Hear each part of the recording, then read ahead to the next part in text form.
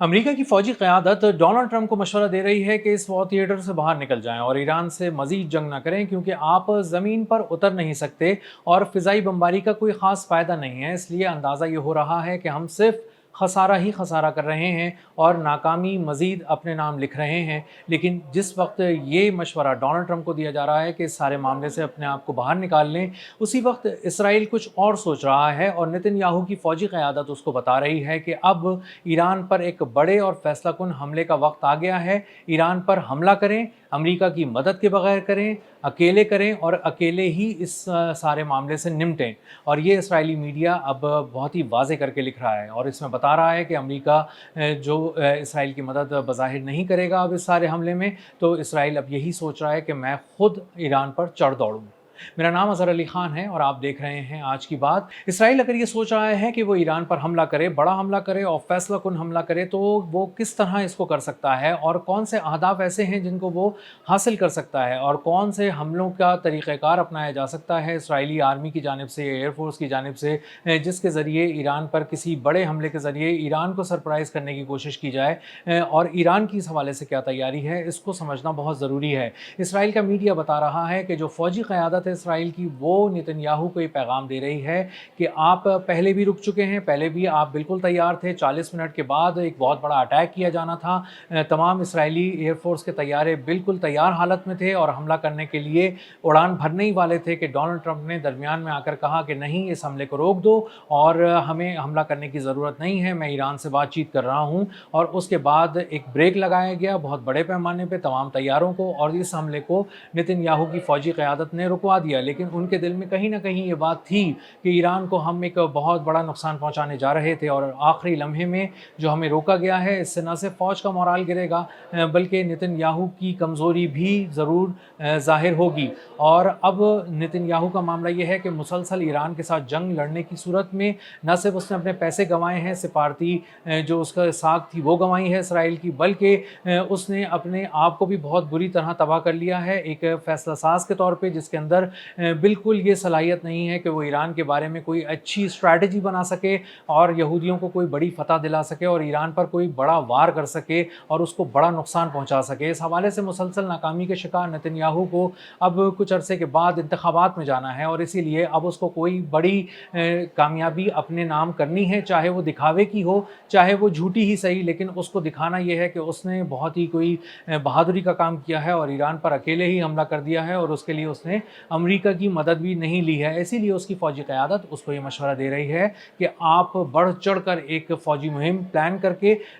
किसी तरह भी कूद पड़ें ईरान के ख़िलाफ़ जंग में, और उसके लिए अगर अमेरिका मदद नहीं भी करता तो भी कोई मसला नहीं है। लेकिन अब किन अहदाफ़ को निशाना बनाया जाना है, ये बहुत अहम है। और क्या ईरान में दूर तक अहदाफ़ को इसराइली एयरफोर्स निशाना बना सकती है कि नहीं, इस मामले को हमें बारीक बीनी से देखना पड़ेगा। इसराइल की जो आर्मी है उसके अंदर तो इतना दमखम नहीं है कि वो किसी तरह ज़मीनी कोई कार्रवाई कर सके और जाकर वहाँ पर बड़े पैमाने पर कोई ऐसा हमला कर सके जो ईरान को बहुत बड़े सरप्राइज़ से दो चार कर दे। लेकिन उसकी फ़िज़ाइया में कुछ ऐसे तैयारे हैं जो ईरान के अंदर तक जा सकते हैं, अगर रिफ्यूलिंग टैंकर्स उनको किसी तरह का सहारा दे सकें और दौरान फ़िज़ा उनमें ईंधन भरा जा सके तो वो डीप इनसाइड ईरान के अंदर जा सकते हैं अगर एयर डिफेंसेस को वो चकमा देने में कामयाब हो गए। और यही वो एक पॉइंट है जिसको पकड़कर इसराइली एयरफोर्स इस वक्त नेतन्याहू कह रही है कि किसी तरह से आप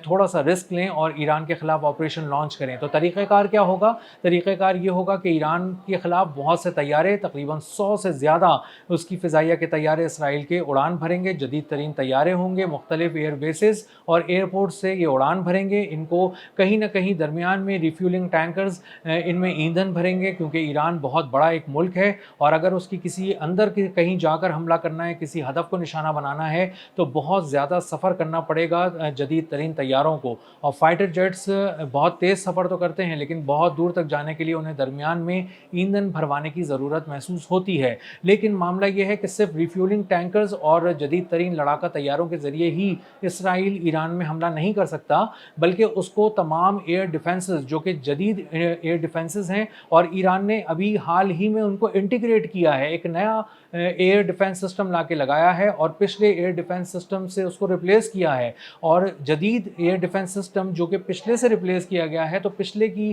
कारकर्दगी का आलम यह है कि उसने F-35 को लॉक कर लिया था, उसने F-15 को निशाना बनाकर कामयाबी से तबाह कर दिया था। ये $96 मिलियन और $120 मिलियन के जदीद तरीन अमरीकी तैयारे थे जो बड़ी मुश्किल से अपनी जान बचाकर निकले या फिर फिजा में ही तबाह कर दिए गए और उनका मलबा आकर ईरान की ज़मीन पर गिरा। लिहाजा अगर इसराइल के किसी तरह के F-35 तैयारे जो जदीद स्टेल्थ टेक्नोलॉजी के हामिल तैयारे हैं ईरान के अंदर डीप इनसाइड ईरान को स्ट्राइक करने की सोचते हैं, तो उनको जदीद तरीन एयर डिफेंसेस से निमटना पड़ेगा। इसी तरह बहुत सारे ऐसे एयर डिफेंसेस से भी निमटना पड़ेगा जो आर्जी किस्म के हैं, जो अभी कहीं पर मौजूद हैं और उसके चंद मिनट के बाद गायब हो जाएंगे, क्योंकि ये इंसानों के कंधों पर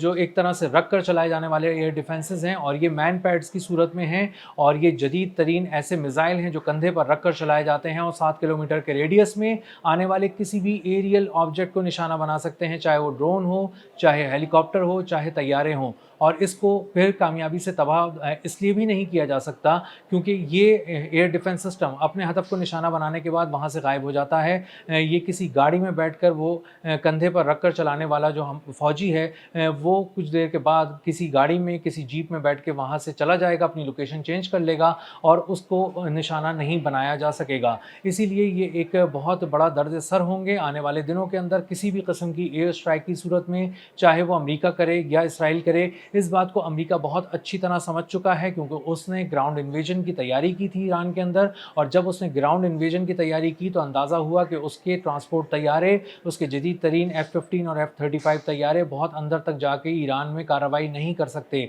और उन्होंने जब ये कार्रवाई करने की कोशिश की और आजमाने की कोशिश की एयर डिफेंस सिस्टम को ईरान के, तो उन्होंने बहुत ही कामयाबी से न सिर्फ उन्हें लॉक कर लिया बल्कि तबाह भी कर दिया। और उनके आए दिन गिरने वाले $30 मिलियन के MQ-9 रीपर ड्रोन्स इस बात की निशानदही कर रहे हैं, इस बात का सबूत है कि ईरान का एयर डिफेंस सिस्टम जो कि रिसेंटली इंटीग्रेट किया गया है, जदीद सिस्टम लाया गया है, वो पहले सिस्टम से ज़्यादा जदीद है। और उसको अब MQ-9 रीपर ड्रोन को गिराने के लिए बहुत ज़्यादा मेहनत नहीं करनी पड़ती, फ़ौरन ही लॉक करता है और फ़ौरन ही मिसाइल दागकर गिरा देता है। न सिर्फ देखने की सलाहियत एयर डिफेंस सिस्टम की बहुत अच्छी है ईरान के, बल्कि एक ख़ास किस्म के मिसाइल की भी उसको सपोर्ट हासिल है जिसके ज़रिए वो F-15 और F-35 जैसे जदीद तैयारों का शिकार करता है। अब इसी तरह की एक पूरी जदीद तैयारों की एक लड़ी है जिसको भेजना चाहता है इसराइल, और वो चाहता है कि किसी तरह ईरान के अंदर तक जाकर मुख्तलिफ अहदाफ को निशाना बनाए, जैसे ड्रोन साइट्स हैं, मिसाइल साइट्स हैं, इसी तरह बहुत सारी बंदरगाहें हैं, कुछ कमांड एंड कंट्रोल सेंटर हैं, कुछ ईरानी पासदारान इनकलाब के हेडक्वार्टर्स हैं, कुछ अहम टावर्स हैं, ताकि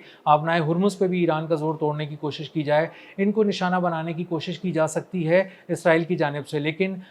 इसके दो बहुत अहम मुहर्रिकात हैं जिनको देखना बहुत ज़रूरी है। एक तो ईरान का एयर डिफेंस सिस्टम बहुत मजबूत है और दूसरा ईरान ने एक जदीद एक अहदाफ की लिस्ट और बिल्कुल ताज़ा अहदाफ की लिस्ट तैयार की है जो इसराइल के अंदर मौजूद हैं, और इसराइल की किसी भी मिस एडवेंचर की सूरत में उन अहदाफ को निशाना बनाया जाएगा। और बताया जा रहा है, इशारा दिया जा रहा है कि यह अहदाफ सिर्फ फौजी अहदाफ नहीं है, ये कुछ माशी अहदाफ भी हो सकते हैं। इसका मतलब है कि ईरान के फौजियों की उंगली जिस ट्रिगर पर है उससे बंदरगाहें भी उड़ सकती हैं, तेल की रिफाइनरीज भी उड़ सकती हैं और बहुत सारे स्ट्रेटेजिक अहमियत के हामिल रिजर्व्स भी उड़ाए जा सकते हैं। और इन नुकसानात को इसराइल किसी तरह भी बर्दाश्त नहीं कर सकता और ये उसके लिए बहुत ही नाकाबिले तलाफी नुकसान होंगे। इसीलिए इसराइल अपनी फाइनल इनिंग्स खेल रहा है, हमला करने की कोशिश कर रहा है, लेकिन उसको अमेरिका की सपोर्ट हासिल नहीं है। मुख्तलिफ एस्टिमेट्स बता रहे हैं कि इसराइल अमेरिका की मदद के बगैर महज 12 दिन जंग में टिक सकता है ईरान के खिलाफ, और ईरान ने अगर उन अहदाफ को लॉक करने के बाद उन पर निशाने बांधने शुरू कर दिए जो उसने फहरिस्त पहले से जारी की थी,